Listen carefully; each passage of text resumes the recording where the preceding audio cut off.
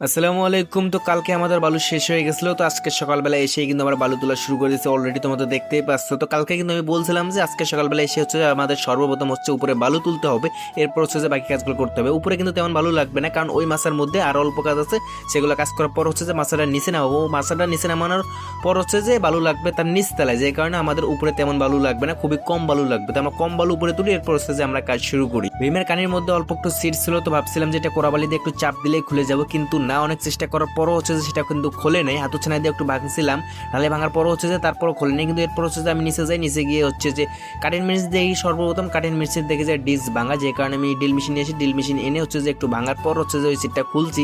তো মোটামুটি কিন্তু ভালোই সময় লাগছিল ওইটা খুলতে গিয়ে। তারপর হচ্ছে যে আমরা কাজ শুরু করি। কাজ শুরু করার পর হচ্ছে যে কিন্তু মোটামুটি আমরা টুকটাক কাজ করেও ফেলছি, তোমরা দেখতেই পাচ্ছ। তো আমাদের এই কাজগুলো করতে কিন্তু প্রচুর সময় লাগে।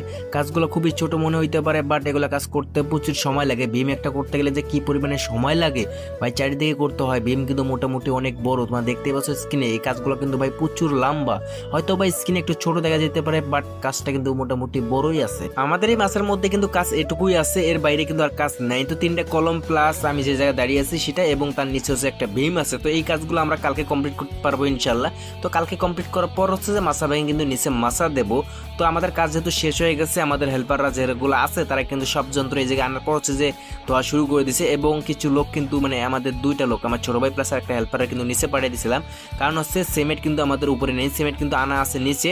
তো সিমেন্টগুলো হচ্ছে যে আমরা উপরে তুলবো, এর জন্য আমি চলে আসি রূপাশের এই জায়গায়, এবং আমার ছোট ভাই প্লাস আর একটা হেল্পার কিন্তু নিচে চলে গেছে। রূপাশের এই জায়গায় আসার পর হচ্ছে যে মনে করলাম যে হয়তো বা সুইচ বন্ধ ছিল, বাট এই জায়গায় এসে সুইচ বারবার চালু দিতেছি, কিন্তু এরপরও যে গিয়ে দেখি যে কারেন্ট নেই। ভাই আমি অনেকক্ষণ চেষ্টা করার পর হচ্ছে যে বুঝতে পারলাম যে এই জায়গায় কারেন্ট নেই। এরপর হচ্ছে যে আমার ছোট ভাই যেগুলো আছে তাদেরকে বলছিলাম যে এই জায়গায় কারেন্ট নেই, তোমরা দেখো নিচে কারেন্ট আছে কিনা। তারা বলতেছে যে চেক করে দেখেন। তো আমি বারবার কিন্তু আমি আবারও চলে যাই ওই জায়গায়, গিয়ে হচ্ছে যে আবার মেইন সুইচটা আবার চেক দিই, চেক দিয়ে দেখি যে কারেন্ট আবার আসে কি নাই।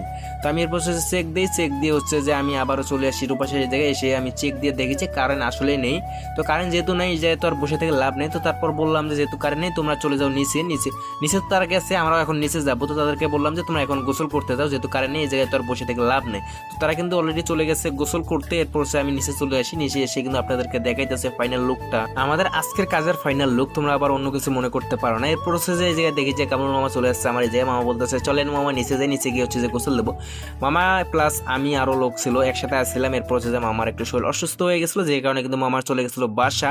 তো 4-5 দিন হইলো আসার। তো এসে যখন আসছিল তখন কিন্তু মোটামুটি শরীর একটু ভালোই ছিল, কিন্তু এসে যখন কাজ শুরু করছিল এখন দেখি শরীর আবার আগের মতো হয়ে গেছে। ভাই আমরা যে এই কাজগুলো করি আমাদের শরীর যত্ন নেওয়ার মতো সময় পাই না, কারণ সকাল 8টার মধ্যে কাজ শুরু করতে হয়, প্লাস এদিকে আবার 5টা থেকে 5:30টার মতো কাজ করতে হয়। তো কাজ শেষে আবার গোসল দিয়ে খাওয়া দাওয়া করে ঘুমাই যেতে হয়। আর আমাদের শরীরের যত নেওয়ার মতো সময় পাই না। তো আমাদের বিল্ডিং কনস্ট্রাকশন জগতে যারা কাজ করে তাদেরকে দেখতে যে কারণে একটু অন্যরকম লাগে।